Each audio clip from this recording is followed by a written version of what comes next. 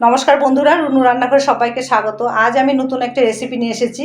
কত সহজেই দোকানের থেকে অনেক ভালো স্বাদের ম্যাঙ্গো স্কোয়াশ বাড়িতেই বানিয়ে নেওয়া যায়, সেটাই তোমাদের সঙ্গে শেয়ার করছি।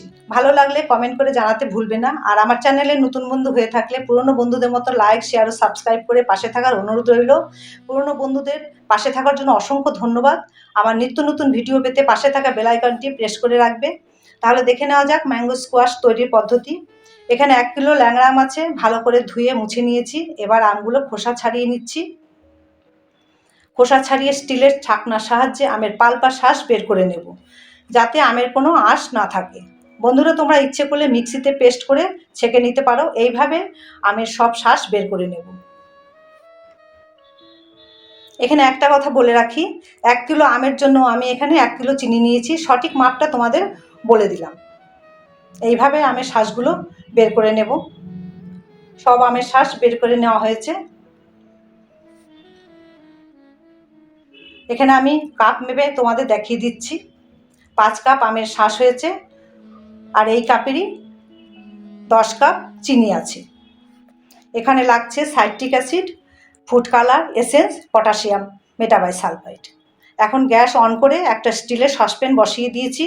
এরপর আমের রস যে কাপে মেপেছি সেই কাপের মাপে 5 কাপ জল নেব। এখন এই জলের মধ্যে চিনি ঢেলে দেব। মিডিয়াম ফ্লেমে ফুটতে দেব। ফুটে উঠলে 6 চা চামচ সাইট্রিক অ্যাসিড দেব।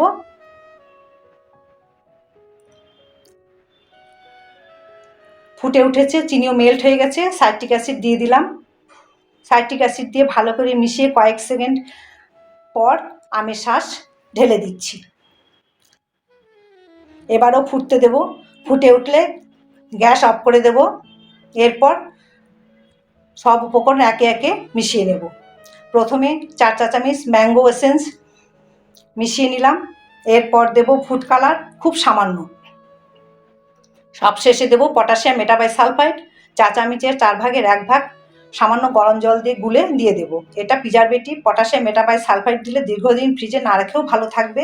পটাশিয়াম মেটাবাইসালফাইড ছাড়াও করা যাবে, সেক্ষেত্রে ফ্রিজে রেখে 6-7 মাস ব্যবহার করা যাবে। এবার পটাশিয়াম মেটাবাইসালফাইড দিচ্ছি। সামান্য গরম জল দিয়ে গুলে দিয়ে দেব।